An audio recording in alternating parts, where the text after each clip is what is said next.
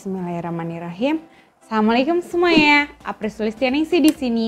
Di video kali ini aku mau sharing materi kuliah yang kemarin tentang psikologi pada ibu bersalin yang part 2. Jadi kan kemarin kita udah bahas tuh, ibu bersalin itu ada 4 tahap, yaitu pada kala pembukaan yang pertama, yang kedua itu kala pengeluaran janin atau kita sebut dengan kala 2. Nah yang ketiga itu adalah kala pengeluaran plasenta atau ari-ari. Nah selanjutnya yang keempat itu adalah kala pemantauan. Di setiap kalanya ibu bersalin memiliki kondisi psikologi yang berbeda-beda gitu ya. Kalau di video yang kalau untuk memahami psikologi pada kala pembukaan dan pada pengeluaran janin, bisa ngelihat link videonya di atas ini ya. Pada saat sekarang ini kita membahas bahwa di mana ibu sudah berhasil mengeluarkan janinnya dan itu akan mempengaruhi psikologinya. Jadi ibaratkan si ibu sudah merasakan 40 minggu susahnya hamil, terus berjam-jam ngerasain sakitnya dan kita tinggal melihat hasilnya ya. Nah hasil dari itu adalah si bayi yang sudah ditunggu-tunggu sekian lama. Pada saat ini psikologis ibu bersalin yang paling berperan itu adalah si bayi. Kalau pertama ibu itu pada saat sudah mengeluarkan bayinya, kalau misalkan ibu sudah siap dengan kehamilannya dan sudah siap dengan persalinannya dan ini adalah anak yang memang ditunggu-tunggu, itu akan berpengaruh. Ibu sudah sangat siap untuk menerima si bayinya. Tapi kalau ini adalah anak yang kehamilan yang tidak diinginkan, baik karena persiapan kurang atau misalkan karena jumlah kelahirannya sudah banyak atau misalkan dia kehamilan di luar nikah. Jadi kehamilan tidak diinginkan itu bukan hanya kehamilan di luar nikah ya gitu. Nah itu berpengaruh banget sama psikologi ibunya. Jadi kita bahas dulu untuk psikologi ibu di mana bayi ini adalah bayi yang diinginkan gitu ya. Kalau ini adalah bayi yang pertama, si ibu nih pasti rasa nervousnya, psikologisnya itu pasti akan keluar gitu ya. Jadi pasti akan keluar. Jadi psikologi ibu bersalin pada kala 3 di mana bayi tersebut adalah anak yang diinginkan itu ada perasaan yang pertama itu adalah perasaan lega, sudah berhasil mengeluarkan bayinya dari rahim. Nah yang kedua itu juga ada perasaan gugup disertai rasa takut bagaimana si bayinya gitu ya. Apakah si bayinya ini sehat gitu ya. Nah itu pada saat kala 3. Jadi amankah, sehatkah, sesuai dengan bayangankah gitu. Jadi semua bayangan ibu pada saat kehamilan tentang kondisi anaknya saat ini tuh akan dipertaruhkan dengan bagaimana real bayi yang sudah dilahirkan gitu ya. Jadi kalau bayinya sehat, dia biasanya si ibu akan lebih lega bila dibandingkan dengan bila bayinya tersebut mengalami masalah. Jadi psikologisnya pasti beda. Ibu yang psikologis bayinya sehat itu dia pasti akan lebih menerima si bayi gitu. Tapi di mana bayinya sakit atau sesak nafas, tidak bernafas, itu si ibu pasti akan sangat khawatir gitu. Nah itu jadi psikologi ibu itu pertama pada masa kala 3 ini tergantung dengan kondisi bayinya gitu ya. Nah yang kedua, setelah kondisi bayinya aman, sehat gitu, maka peran budaya di sini sangat kuat sekali, terutama di Indonesia. Jadi sampai saat ini isu gender tuh masih kuat banget, di mana si ibu ini akan bertanya jenis kelamin gitu ya. Kalau di Indonesia di beberapa suku budaya ada yang berkata bahwa belum punya anak kalau belum punya anak laki-laki. Ada juga yang suku yang berkata belum punya anak kalau belum punya anak perempuan.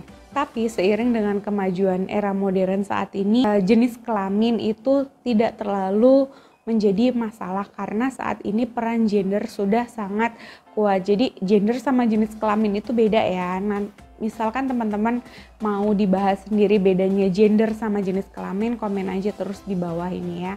Nah, selanjutnya apabila jenis kelamin sesuai dengan harapan itu biasanya si orang tua itu terutama si ibu itu akan merasa lega karena itu sesuai dengan harapan. Namun bila tidak sesuai harapan itu biasanya akan tidak apa-apa kalau untuk anak pertama dan kita akan mencoba lagi untuk anak selanjutnya gitu. Tapi ini akan berbeda bila psikologi ibu pada anak yang sudah kedua, ketiga dan selanjutnya bila tidak sesuai dengan jenis kelamin gitu ya. Jadi di kala 3 itu yang bermain peran di sini itu adalah si bayinya itu sendiri. Apakah si bayi ini sesuai dengan harapan si ibu? Kalau memang sesuai dengan harapan si ibu, baik dari kondisi janinnya, kesehatan bayinya, juga apakah sesuai dengan kondisi jenis kelaminnya. Nah, di sini sangat berperan. Pada saat kondisi janin sudah terlewati masanya, disinilah peran bidan sangat penting untuk menciptakan hubungan antara si ibu dan bayi di 1 jam pertama. Jadi begitu si bayi itu sudah dikeluarkan, nah bayi itu harus dilakukan inisiasi menyusu dini. Jadi di mana si bayi ditempelkan di perut ibu dan dibiarkan minimal selama 1 jam agar si bayi bisa belajar untuk menyusu. Tapi sebenarnya fungsi dari inisiasi menyusu dini itu tidak hanya untuk si bayi belajar menyusu saja, tapi disinilah fungsi kedekatan gitu ya. Kalau bahasa Inggrisnya itu imprint. Imprint itu kayak nandain gitu loh. Jadi pernah kan dengar di mana bebek itu yang dilihat, yang dianggap orang tua itu pada saat bebek melihat menetas pertama gitu ya. Nah, itu juga berlaku untuk manusia. Jadi kalau misalkan yang pertama kali dilihat si bayi itu proses menandainya itu paling penting. Jadi kalau bayi pas baru dilihat kan dipotong tali pusatnya, terus ditaruh di perut ibu, dan antara bayi yang tengkurap terus mata ibu melihat si bayi itu adalah proses kita sebut imprint, di mana menandai antara si ibu ini adalah anak saya dan si bayi menandai bahwa ini adalah orang tua saya. Itu adalah proses di mana imprint terjadi.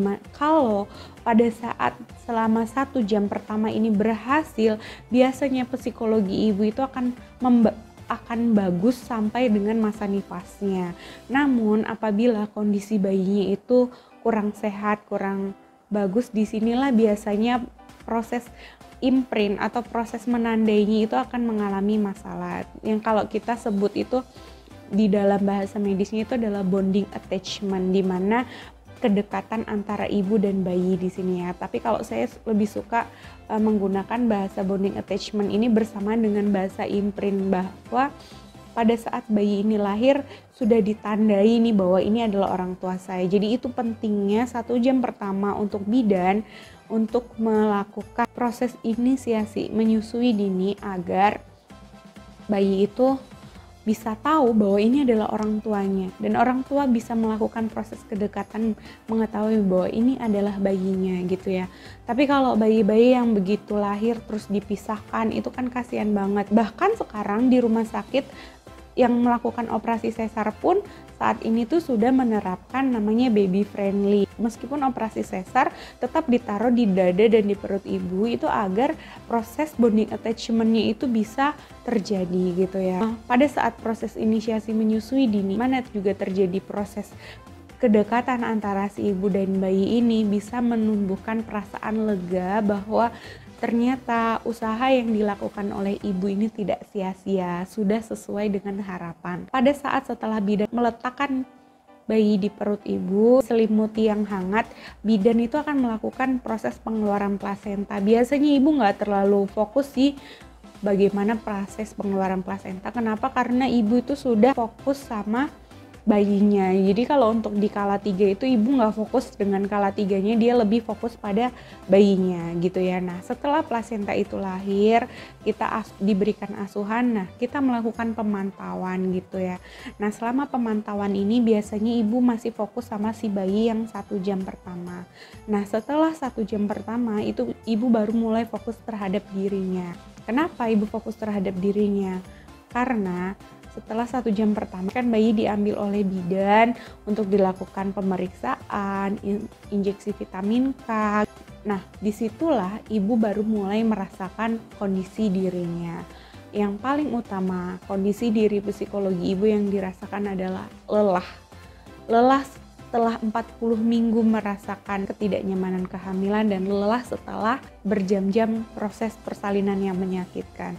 Tetapi di sisi lain ibu juga merasakan lega. Lega kenapa? Lega karena ini adalah fase di mana saya itu akhirnya bisa menyelesaikan tugas sebagai seorang perempuan yang hamil gitu, dan saya akan memulai proses sebagai seorang ibu gitu. Umumnya pada saat awal-awal setelah persalinan, 2 jam persalinan ini ibu belum bersiap untuk bagaimana cara merawat, tapi dia masih terngiang-ngiang bagaimana proses persalinan. Pada kala 4 ini, riwayat proses persalinan yang menyakitkan dan proses pengeluaran janin itu sangat tertanam sekali di dalam pikiran ibu. Jadi berdasarkan dari hasil kajian penelitian, sebanyak 20% ibu masih mengingat proses persalinan meskipun itu sudah berlalu selama 20 tahun. Ibu masih mengingat, terutama untuk persalinan-persalinan yang traumatik. Oleh sebab itu, bidan wajib banget untuk memberikan asuhan yang maksimal agar yang namanya traumatik ini hilang, sehingga ibu akan mengingat persalinan itu yang bagus-bagusnya aja gitu ya, dan tidak menyisakan trauma.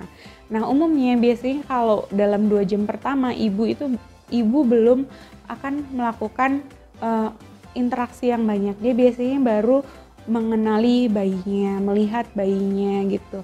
Terus juga disitulah pentingnya peran keluarga, karena di sini ibu itu merasa akhirnya dia menjadi orang tua. Tapi di sisi lain si ibu merasa ini adalah suatu tanggung jawab untuk membesarkan seorang anak, dan dia butuh peran keluarga untuk membantu prosesnya. Kenapa? Karena pada saat ini psikologi ibu sangat lemah-lemahnya. Kalau ada masalah dalam dukungan keluarga, ini sangat berpengaruh sekali terhadap si bayi dan bagaimana nanti proses mengasuh si bayi tersebut. Bila proses ini terganggu, proses menyusui ibu itu pasti akan terganggu juga. Psikologi ibu akan terganggu dan ibu akan stres, dan kalau di masa nifas nanti akan resiko banget terjadi postpartum blues atau perasaan sedih pada saat masa nifas, dan bahkan bisa sampai ke depresi. Jadi peran bidan di kala 4 ini yang paling penting itu adalah mendekatkan si ibu dengan si bayi dan memastikan si ibu dan si bayi ini akan memiliki kedekatan. Itu tadi untuk yang proses persalinannya berjalan normal gitu ya. Namun bila untuk yang proses persalinannya ini adalah kehamilan yang tidak diinginkan, biasanya bidan harus bekerja keras untuk mengajarkan ibu caranya menyusui gitu. Karena di sini biasanya ibu akan apatis, ibu akan tidak peduli dengan bayinya untuk menyusui gitu. Nah, itu pasti akan menghambat proses ASI eksklusif. Oleh sebab itu, dukungan keluarga sangat diperlukan pada saat ini, agar meskipun ini bukan kehamilan yang diinginkan, tapi si bayi tetap berhak untuk mendapatkan asuhan yang maksimal gitu ya. Berbeda lagi kondisi psikologi pada ibu dengan komplikasi bayinya. Misalkan bayinya gagal nafas atau misalkan ada kecacatan, ibu pada saat ini kita tidak bisa memprediksi bagaimana kondisi ibu, karena ibu pasti akan khawatir, cemas, stres, dan mengalami fase-fase di mana apakah proses selama 40 minggu saya mengandung itu akan sia-sia gitu. Dan ini adalah kedukaan yang sangat dalam apabila sampai akhirnya si bayi yang dilahirkan itu meninggal. Itu akan melalui proses yang sangat dalam. Kalau misalkan teman-teman perlu sendiri untuk membahas di mana kondisi psikologi ibu, bagaimana caranya mengatasi kasus-kasus kedukaan, terus bagaimana caranya mengatasi psikologi pada ibu yang kehilangan, itu komen aja di bawah. Karena waktu itu saya juga dapat pas pelatihan di Taiwan, saya kemarin dapat informasi bagaimana penanganan kedukaan pada saat pada ibu yang post persalinan gitu ya. Oke, itu aja. Jadi kesimpulannya adalah pada kala 3 yang paling penting di sini memainkan peran psikologi ibu adalah kondisi si bayi, baik itu adalah bayi yang diinginkan atau bayi yang tidak diinginkan. Dan selain itu peran budaya sangat berpengaruh. Jadi kelamin itu adalah faktor yang mempengaruhi psikologi ibu, karena kalau misalkan jenis kelamin nggak sesuai dengan harapan itu juga akan menjadi masalah psikologi sendiri bagi ibu ya. Nah selanjutnya, kalau pada kala 4 itu adalah proses di mana ibu pada saat merasakan lega, terus juga lemas sekaligus perasaan takut bagaimana bisa mengurus bayinya. Nah disitulah pada saat ini peran bidan sangat penting untuk memastikan bahwa bonding attachment, perlekatan dan pendekatan pada ibu itu harus berjalan dengan baik. Oke, itu aja. Jangan lupa like, comment, share, dan subscribe ke channel ini ya. Assalamualaikum warahmatullahi wabarakatuh.